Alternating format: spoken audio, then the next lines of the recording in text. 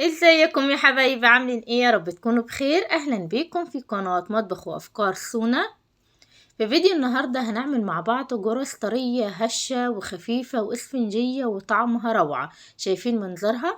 بالأمانة كده حاجة تحفة. الجرس بتاعت الأفران، بس احنا هنعملها النهاردة في البيت، وكمان اقتصادية، يعني ما فيهاش ولا لبن ولا بيض. هنعملها بالمية والزيت والدقيق، حاجة كده مفيش أسهل منها. احنا في الأيام دي بنسميها فطيرة العذراء مريم أو فطير الملاك ميخائيل، لأن بنعمله كتير في الصيامات. كل سنة وانتم طيبين. يلا بينا كده نشوف هنعمل العزمة دي مع بعض ازاي، واحدة واحدة. يلا بينا. في الأول معايا هنا الدقيق بتاعي لازم يكون منخول. أنا معايا هنا نص كيلو من الدقيق. ده لو بالكيلو، لكن لو بالكوباية هيبقى 4 كوبايات أو من 4 ل5 على حسب الكوباية بتاعتك.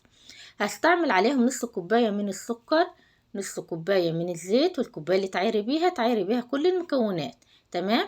هستعمل هنا كوباية من المية الدافية، طبعا ممكن تحتاجي أقل ممكن تحتاجي أكتر على حسب.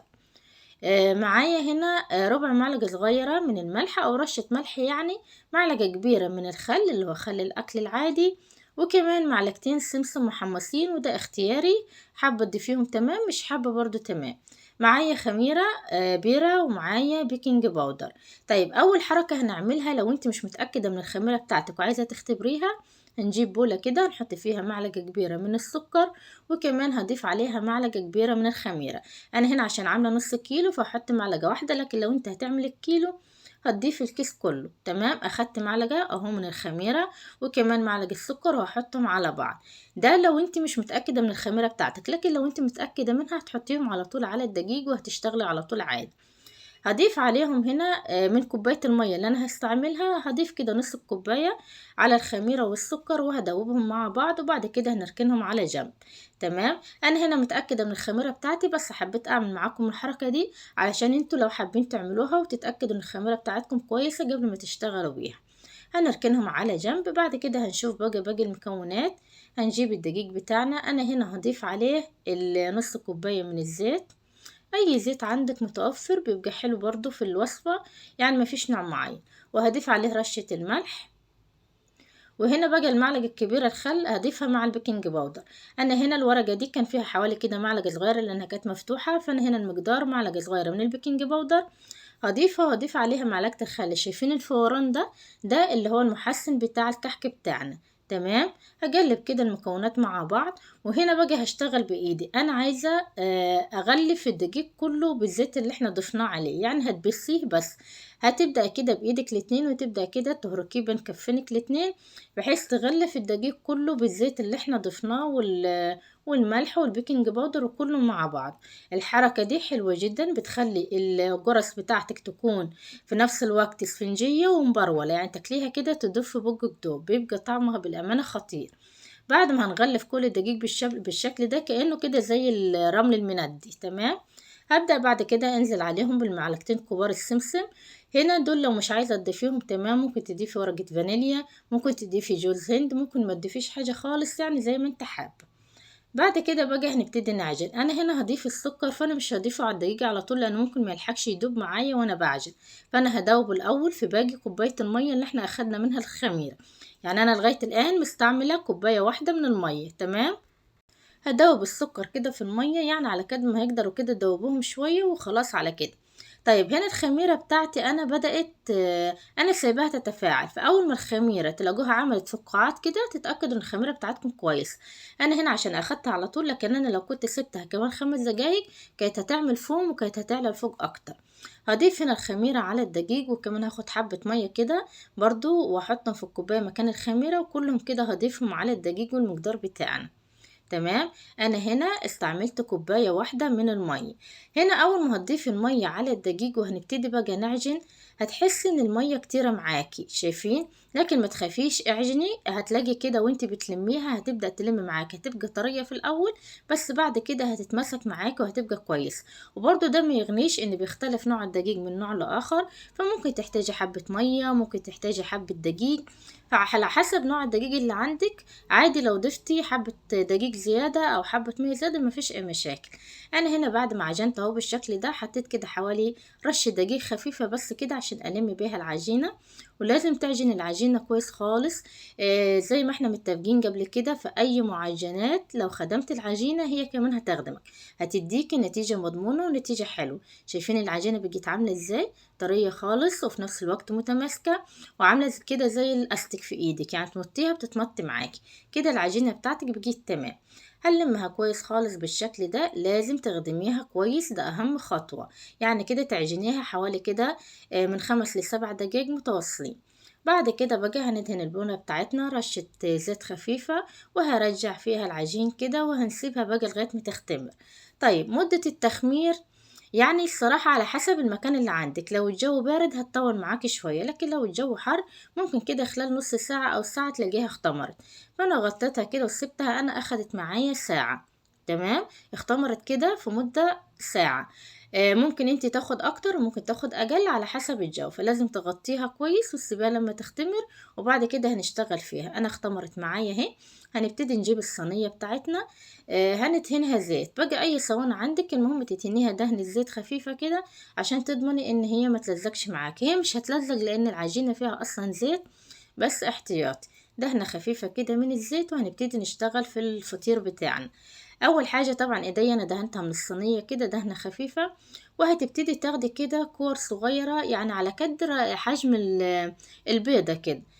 هتفرديها كده بايدك بالشكل ده، وهترجعي كمان تلميها تاني كأنك بتعمل عيش كايزر.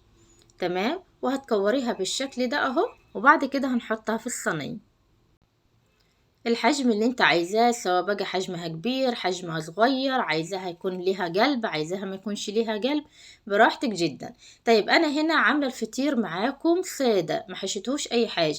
انت بقى لو حابه تحشيه بعد ما هتفتحي العجينه بالشكل ده وقبل ما تكوريها، هتحطي الحشوه جواها. سواء بقى حابه تحطي سكر، تحطي السكر مع قرفه، تحطي زبيب، تحطي جوز هند، تحطي مكسرات، تحطي شوكولاته، تحطي عجوة نوتيلا، يعني براحتك. هنا اهو في النص، وهتحطي الحشوة وهترجع تقفلي عليها تاني. بس هتحطي حشوة حلويات، لان العجينة فيها سكر، فمش هينفع تحطي فيها جبن ولا اي نوع تاني، لا حلويات. تمام، زي ما قلت لكم كده، سواء زبيب سكر مكسرات، يعني اي نوع انت حابه. انا النهارده حبيت اعملها معاكم ساده، فما ضفتش اي حشو. ان شاء الله في المرات الجايه نعمل مع بعض كده المحشي كل مره نوع. تمام، بعد كده ما دورناهم وحطيناهم في الصينية، هترجع بقى تبططيهم كده بالحجم اللي انت عايزاه. زي ما قلت لك، لو انت عايزة ليه قلب هتخليه عالي شوية، عايزاه كده يكون خفيف رقيق مش هتعليه جو. تمام، مش هتبططيه جو. بتن ايدي كده من الصينية زيت بالشكل ده، وبرجع كده ابطط واحدة واحدة زي ما انتوا شايفين كده بالظبط. شايفين؟ زي ما قلت لكم السمك على حسب ما انتوا حابين، بس المهم تخلي فيها السمك عشان ما تنشفش منك زيادة. عايزاها بقى تكون مدورة كده صغير، تمام. عايزاها تكبريها شوية تخليها الفطيرة مفروشة كده شوية برضو، تمام. ده في ايدك وزي ما انت حابة اعمليه بالطريقة اللي تعجبك. بعد ما خلصنا كل المقدار اهو، ده نص كيلو. شوفوا عملوا معايا كام واحدة، بالأمانة عمل كمية حلوة جدا. هنغطيها وهنسيبها لما تختمر. اخدت معايا برضو تخمير بعد ما جهزناهم كده حوالي نص ساعة، وبرضو على حسب المكان اللي عندك، ممكن تكتر وممكن تقل. هنكون مسخنين الفرن على نار عالية. هحطهم على الرف اللي فوق الشبكة على طول. وخلي بالكم ما بياخدش ربع ساعة بالأمان وبيبقى جاهز، يعني 10 دقايق كده. وبعد كده تختبري الواحدة تشديها، لو لقيتيها حمرت من تحت هتطفي من تحت وتولع الشواية. هيطلع معاكم بعد ربع ساعة بالمنظر التحفة ده. طبعا هو ساخن وبتلاقيه منشف شوية. هتغطيه كده بالفوطة وهتسيبيه حوالي 5 دقايق، مش اكتر من كده، لان لو سبتيه اكتر من كده ممكن يندي معاكي. فانت كده هتغطيه بس 5 دقايق، هتلاقيه تري معاكي وبيجي تحفة. شايفين شكله؟ بالامانة كده حاجة خطيرة، طري وهش وسفنجي من جوه. شايفين المنظر؟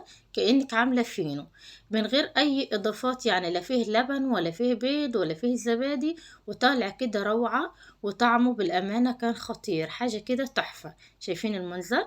يعني بينفع كده في الفطار، بينفع في اي وقت، بتعمل الكمية اللي انت عايزاها وتوزعيها براحتك. طعمه خطير، طعمه تحفة. وشوفي كمان النص كيلو عمل معاكي كام فطيرة، يعني حاجة كده روعة. شايفين المنظر؟ بأمانة هش جدا كأنك عاملة كيكة. شايفين؟ اسفنجية وحاجة كده تحفة. هتعملي بقى الكمية اللي انت عايزاها، ده مقدار نص كيلو. لو انت هتعملي كيلو هيعمل معاكي كمية حلوة جدا. وانت كده شايفين انا مش مبطلة اكل اصلا من اول ما عملته. احلى فطير عذراء او فطير ملاك عملناه النهاردة. كل سنة وانتم طيبين. بينفعك كمان في ايام الدراسة.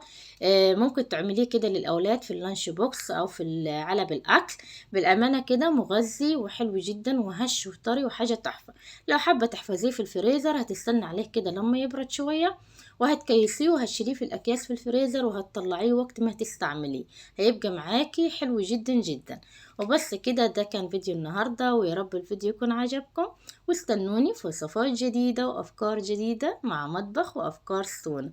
احلى فطير ملاك عملناها النهاردة واحلى فطير عذرة. جربوه ان شاء الله هيعجبكم. شايفين المنظر؟ يلا بقى جربوه وقولوا لي رأيكم. اشوفكم على خير.